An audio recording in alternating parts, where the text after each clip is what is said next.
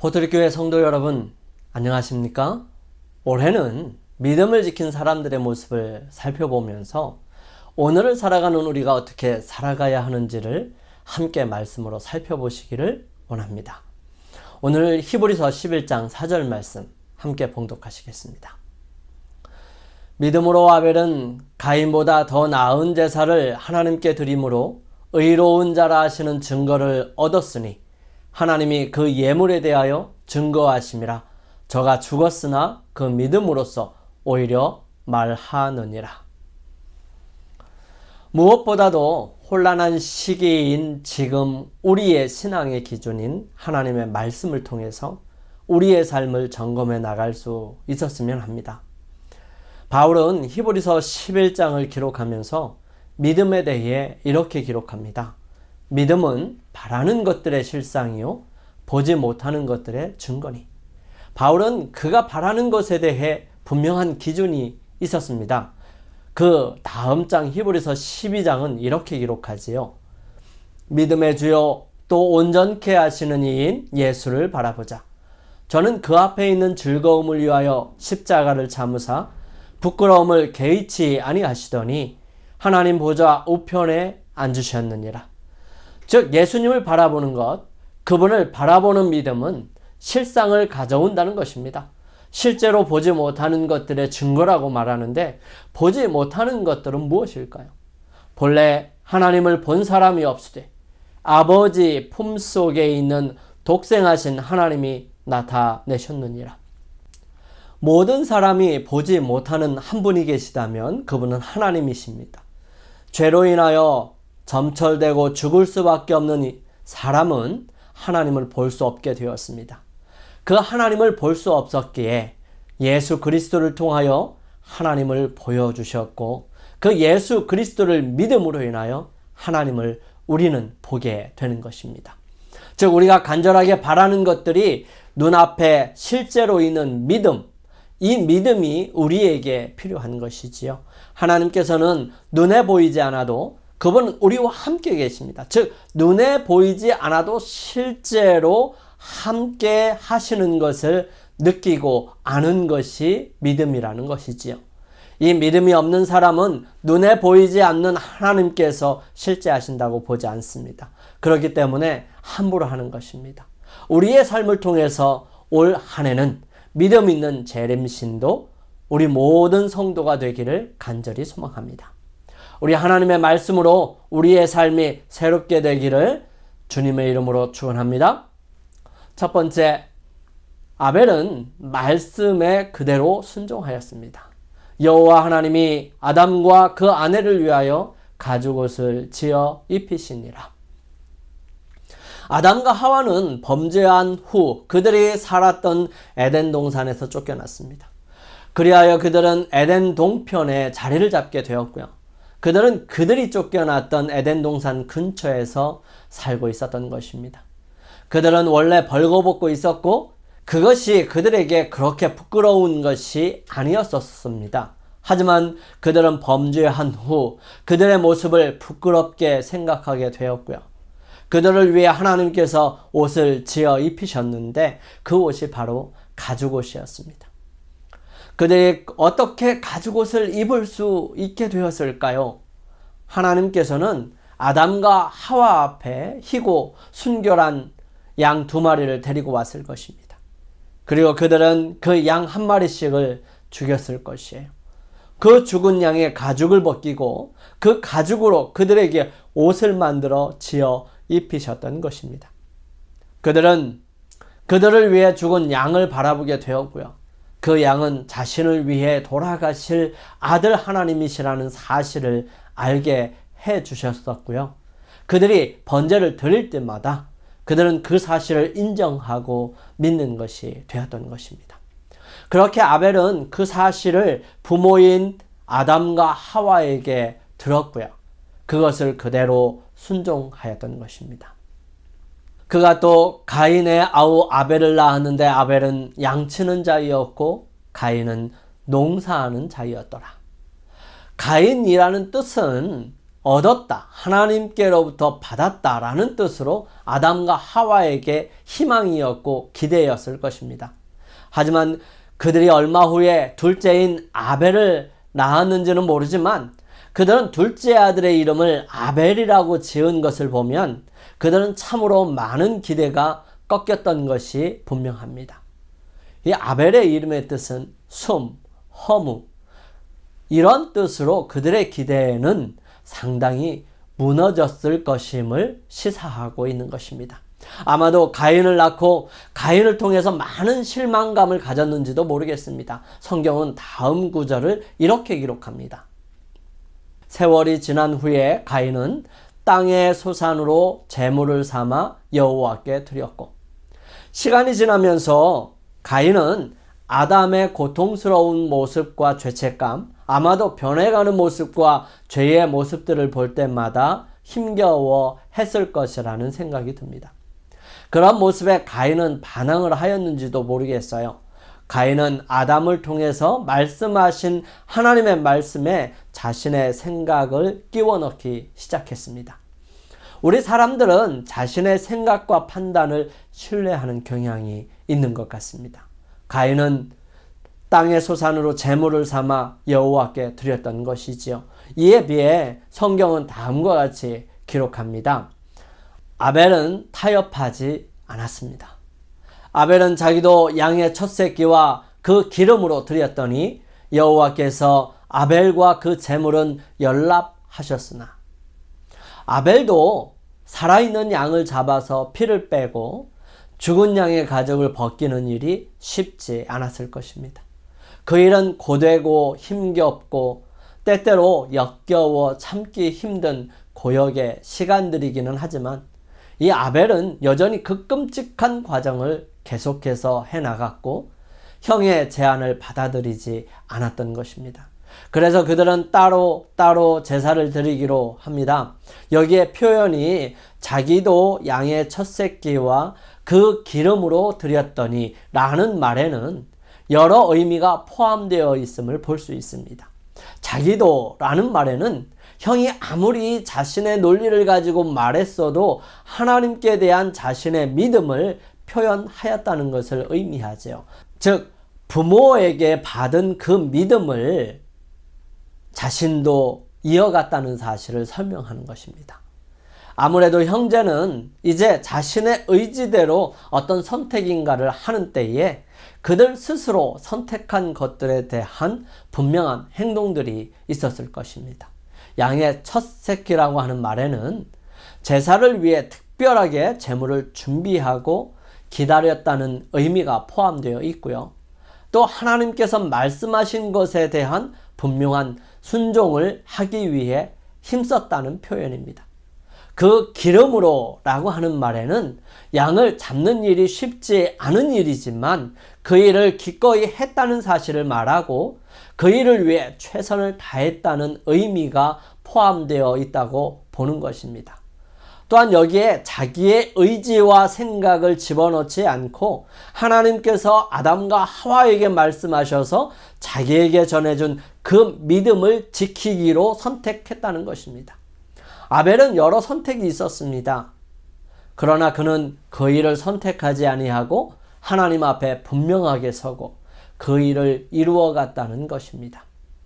아벨의 행동에 대해 아주 짧게 전해지지만 우리의 믿음에 대해 대단히 중요한 부분이 되는 이유가 어디에 있을까요? 바로 자신이 하는 선택에 대한 절대적인 기준에 대한 것을 분명하게 해주기 때문입니다. 우리는 마지막 때를 살아가는 사람들이에요. 우리는 분명하고 정확하게 선택에 대한 신중하고 민감하게 생각해야만 합니다. 왜냐하면 세상은 너무 혼란스럽고 너무 다양하고 기준이 모호해지고 다양해지며 편리와 합리성을 따져서 자신에게 이로운 것을 취하고 그를 위해 노력하기 때문입니다. 이러한 상황 속에서 언제나 원칙을 지켜나간다는 것은 그리 쉬운 일이 아닙니다. 아벨은 아직 죽음이라는 것이 무엇인지를 경험하지 않은 상태이고 죄에 대한 결과들이 많지 않은 그때에 첫 번째로 희생당하는 대상이 되었던 것입니다. 지금은 죽인다는 것이 얼마나 끔찍하고 두려운 것인지를 알지만 그때에는 아무도 모르는 상태였기에 더더욱 두려웠을지도 모릅니다. 하지만 아벨은 그 일을 기꺼이 선택하여 하기로 하고 그는 그 일에 타협하지 않고 열심을 다했던 것입니다. 이러한 아벨의 모습은 우리가 잘 아는 다니엘과 그 세 친구들에게서도 볼 수 있습니다. 다니엘은 뜻을 정하여 왕의 진미와 그의 마시는 포도주로 자기를 더럽히지 아니하리라 하고 자기를 더럽히지 않게 하기를 환관장에게 구하니 우리는 새해뿐만 아니라 기회가 될 때마다 매일 뜻을 정할 필요가 있습니다.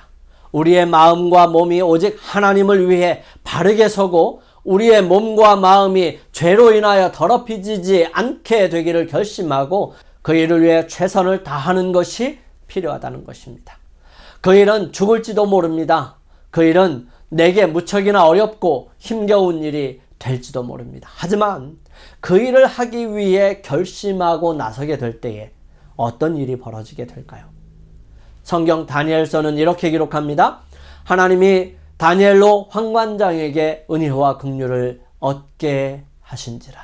하나님의 선하심이 뒤따르고 역사하시고 인도하신다는 사실입니다. 다른 사람들의 마음을 움직이신다는 사실이죠. 그런데 요즘 그런 일이 잘 일어나지 않는 이유가 무엇일까요? 분명히 하나님께서는 역사하시고 계시고 능력을 행사하시고 계실 텐데 하나님의 능력이 닳아져서도 아니고 그분의 힘이 약해져서도 아니고 하나님께서 무엇인가를 잘못하셔서가 아니라 인간의 마음이 더욱 악해지고 강팍해져서 그런 일들이 적게 보일 뿐입니다. 즉 하나님께서 강권하고 변화시키고 감화를 주는데도 마음이 강팍해서 그 일을 쉽게 이루지 않는 사람들의 완악함에 그러한 일들이 적게 일어나는 것뿐입니다. 그럼에도 불구하고 그 일은 이루어져야 하고요. 우리의 뜻을 정하는 일은 멈추어서는 안 되는 것입니다. 다니엘의 세 친구들이 두랍형제에 섰을 때에 우리는 그 모습을 분명하게 볼 수 있습니다. 그들은 그 많은 사람들 속에서 꾸부정하게 흉내만 냈어도 아무도 보이지 않았을 것입니다. 그냥 앉아만 있어도 말입니다. 하지만 그들은 아예 어떤 시도도 하지 않았어요. 당당하고 뻣뻣하게 분명하게 서 있었다는 사실이죠. 그들은 그때 죽기를 각오하였을 것입니다. 그들을 느부갓네살이 불렀어요. 달래고 어릅니다. 하지만 그들은 그 부분에 대해 왕을 분명하게 이해하지만 그래서 그들이 어떠한 일을 해야 하고 어떻게 해야 하는지를 알고 있었지만 그 일을 하기를 거부한 것입니다. 왜냐하면 그는 하나님을 배반할 수 없었기 때문이에요. 다시 말하면 그들은 하나님께 충성하기를 그치지 않기를 원했기 때문입니다. 그들의 마음속에 있는 분명한 원칙과 뜻을 굽히고 싶지 않았고요. 타협하려 하지 아니하였습니다. 이것은 다른 사람들을 더욱 화나게 만드는 것입니다. 그러나 그것이 분명한 원칙이고 또 하나님을 위한 뜻이라는 확신이 든 이상 타협하거나 굽히려 하지 말아야 하는 것입니다. 그들은 대답합니다. 그리 아니하실지라도 왕이여 우리가 왕의 신들을 섬기지도 아니하고 왕의 세운 금신상에게 절하지도 아니할 줄을 아옵소서. 왕은 다른 선택이 없었어요. 그들을 아끼지만 죽이기로 마음을 먹습니다. 본보기를 삼아야 했어요. 안 그러면 다른 사람들이 기어 오를 것이고요. 왕을 업신여길 것이고 그의 말이 온전하지 못하게 될 것이기 때문입니다. 그리하여 그들은 풀무불에 들어가야 했던 것입니다.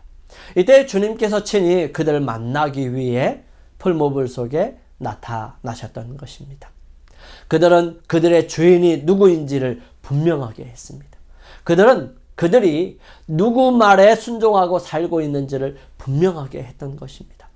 우리는 우리 자신의 말을 듣고 우리 자신의 생각대로 한다고 말하면서 사단의 말을 듣지 않는 것이라고 생각할지 모르겠어요. 하지만 여러분, 하나님의 말씀에 순종하지 않는 것은 그것이 얼마나 선하고 좋은 방법이고 많은 사람들에게 이로움을 주는 것이라 할지라도 그것은 결코 하나님께 순종하지 않는 것입니다.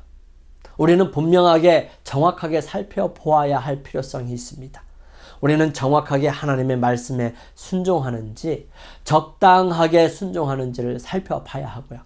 거기에 우리는 양심적으로 대답해야 합니다.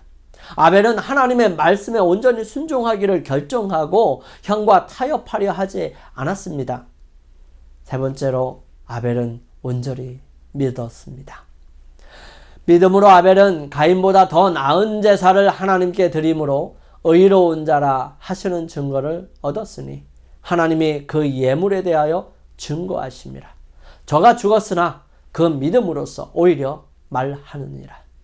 아벨은 그 끔찍한 일들을 자신은 싫었어도 하나님께서 하게 하신 이유들이 있을 것을 믿으면서 계속했던 것입니다. 아벨의 제사는 하나님께서 연락하셨다는 말씀 속에 하나님께 드린 아벨의 제사는 온전하고 하나님께서 받으셨다는 증거로 불이 내려와 살랐던 것입니다. 바울은 말합니다. 내게 주신 하나님의 은혜를 따라 내가 지혜로운 건축자와 같이 터를 닦아두매 다른 이가 그 위에 세우나 그러나 각각 어떻게 그 위에 세우기를 조심할지니라. 이 닦아둔 것 외에 능히 다른 터를 닦아둘 자가 없으니 이 터는 곧 예수 그리스도라. 만일 누구든지 금이나 은이나 보석이나 나무나 풀이나 집으로 이 터 위에 세우면 각각 공력이 나타날 터인데 그 날이 공력을 밝히리니 이는 불로 나타내고 그 불이 각 사람의 공력이 어떠한 것을 시험할 것임이니라. 우리의 신앙을 바르게 세울 필요가 있을 뿐만 아니라 어디에다 세울 것인가도 중요합니다. 바울은 우리가 하는 모든 것에 대한 시험이 있을 것인데 그것은 불로 시험한다는 것입니다. 불로 시험한다는 것이 무엇을 의미하는 것일까요? 그것은 바로 우리의 심중에 어떤 마음으로 했느냐 하는 것을 말하는 것입니다. 이와 같이 성령도 우리 연약함을 도우시나니 우리가 마땅히 빌 바를 알지 못하나 오직 성령이 말할 수 없는 단식으로 우리를 위하여 친히 간구하시느니라. 마음을 감찰하시는 이가 성령의 생각을 아시나니 이는 성령이 하나님의 뜻대로 성도를 위하여 간구하심이니라. 하나님께서 그분에게 어떤 마음으로 나오느냐에 따라 그분의 역사하심이 다르다는 것입니다. 하나님께서 가인에게 말씀하십니다. 가인과 그 재물은 연락하지 아니하신지라 가인이 심히 분하여 안색이 변하니 여호와께서 가인에게 이르시되 내가 분하여 함은 어찌미며 안색이 변함은 어찌미뇨 내가 선을 행하면 어찌 낯을 들지 못하겠느냐 선을 행하지 아니하면 죄가 문에 엎드리느니라. 죄의 소원은 내게 있으나 너는 죄를 다스릴지니라. 사람은 어느 것을 하느냐에 따라 그의 모습이 달라집니다. 우리가 어느 곳에 선택하느냐에 따라 우리의 처지는 달라지는 것입니다. 그러므로 바울은 우리에게 말합니다. 사랑엔 거짓이 없나니 악을 미워하고 선에 속하라. 형제를 사랑하여 서로 우애하고 존경하기를 먼저 하며 부지런하여 게으르지 말고 열심을 품고 주를 섬기라. 소망 중에 즐거워하며 환난 중에 참으며 기도에 항상 힘쓰며 성도에 쓸 것을 공급하며 손 대접하기를 힘쓰라. 너희를 핍박하는 자를 축복하라. 축복하고 저주하지 마라. 즐거워하는 자들로 함께 즐거워하고 우는 자들로 함께 울라. 서로 마음을 같이하며 높은 데 마음을 두지 말고 도리어 낮은 데 처하며 스스로 지혜 있는 채 말라. 아무에게도 악을 갚지 말고 모든 사람 앞에서 선한 일을 도모하라. 할 수 있거든 너희로서는 모든 사람으로 더불어 평화하라. 예수님께서 혼인잔치에 대한 비유를 말씀하셨습니다. 혼인잔치에 초청함을 받은 모든 사람들에게 거저 혼인예복을 주었습니다. 하지만 거기에 한 사람이 그 예복을 입지 않았습니다. 영감의 말씀에 이 혼인예복을 입지 않은 사람에 대해 이렇게 설명합니다. 예복을 입지 않고 혼인잔치에 참석한 사람은 오늘날 이 세상을 사는 많은 사람의 상태를 나타낸다. 그들은 그리스도인이라고 공언하면서 복음의 축복과 특권을 요구한다. 그러나 실상은 그들의 품성의 변화의 필요를 느끼지 않는다. 그들은 죄에 대한 진정한 회개를 전혀 체험하지 못했다. 그들은 그리스도의 필요를 느끼지도 않고 그분에 대한 믿음도 나타내지 않았다. 저희는 악을 행하고자 하는 선천적 또는 후천적 성벽을 극복하지 못했다. 그러면서도 그들 자신이 꽤 선하다고 생각하고 그리스도를 의지하는 대신에 저희 자신의 공로를 의지합니다. 그들은 말씀을 듣기만 하는 자들로서 잔치에는 왔지만 그리스도의 의에 두루마기는 입지 않았던 것이죠. 자기 자신을 그리스도인이라고 부르는 많은 사람들은 단지 인간 도덕과에 불과합니다. 세상에서 그리스도를 올바르게 나타내므로 그분을 영화롭게 할 수 있는 유일한 선물을 그들은 거절했던 것입니다. 성령의 역사가 그들에게는 생소한 것입니다. 저희는 말씀을 행하는 자가 아니지요. 그리스도와 하나된 자들을 세상과 하나된 자들로부터 구별하는 하나의 원칙이 거의 알아볼 수 없게 되었습니다. 그리스도를 따른다고 하는 자들이 더 이상 세상과 구별된 특별한 백성이 아닙니다. 경계선은 희미해졌어요. 사람들은 자기 자신이 세상을 따르고 세상적 습관과 풍속과 이기심을 쫓도록 내버려 둡니다. 세상이 교회로 돌아와 하나님의 율법을 지켜야 할 터인데 오히려 교회가 세상으로 기울어 하나님의 율법을 범하고 있는 것입니다. 교회는 매일 세속화되고 있어요. 이러한 사람들은 다 그리스도의 자기 희생적 생애를 살기로 거절하면서 그리스도의 죽으심을 통하여 구원받기를 바라고 있습니다. 그들은 값없이 주시는 은혜의 풍성함을 찬양하면서 저희의 품성의 결점을 가리기 위하여 외적으로 의로운 척 하는 것입니다. 그러나 이 같은 그들의 노력이 심판의 날에는 아무런 소용이 없게 될 것입니다. 그리스도의 의는 품고 있는 단 하나의 죄도 가리워주지 않을 것입니다. 사람은 마음속으로 하나님의 율법을 범할 수 있습니다. 사람이 겉으로 나타나는 범법 행위만 하지 않으면 세상 사람들은 그를 매우 고결한 사람으로 생각할 수 있어요. 법 없이도 사는 사람이라고 얘기합니다. 그렇지만 하나님의 율법은 마음속의 비밀을 저울질합니다. 모든 행동은 그 행동을 조장한 동기에 의하여 판단되는 것입니다.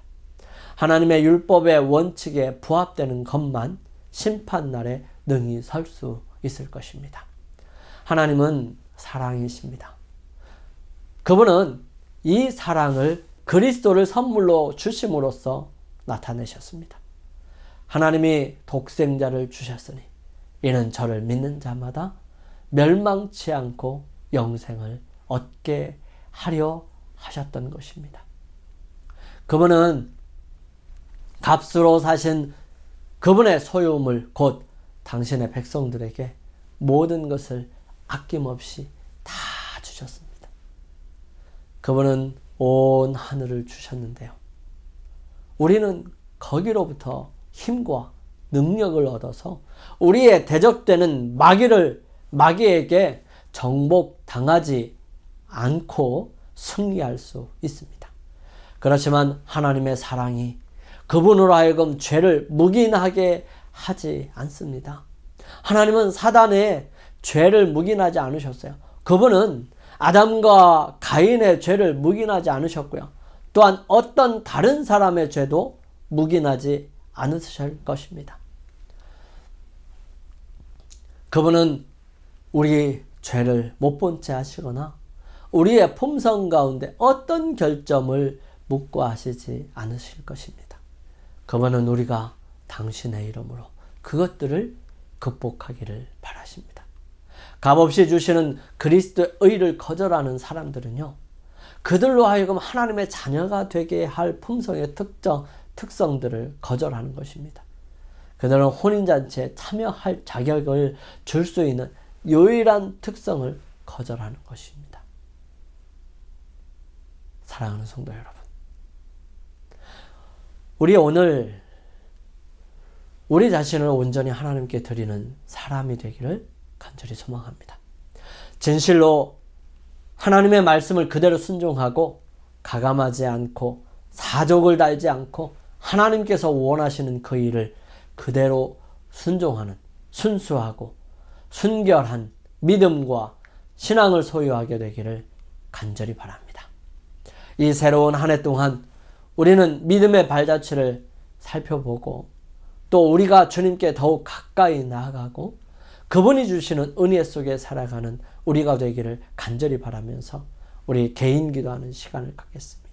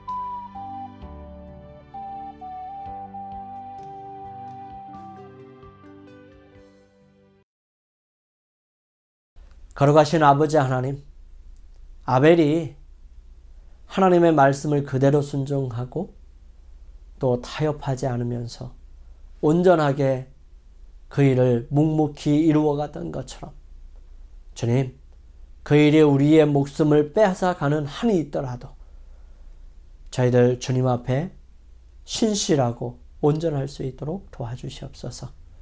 우리의 삶이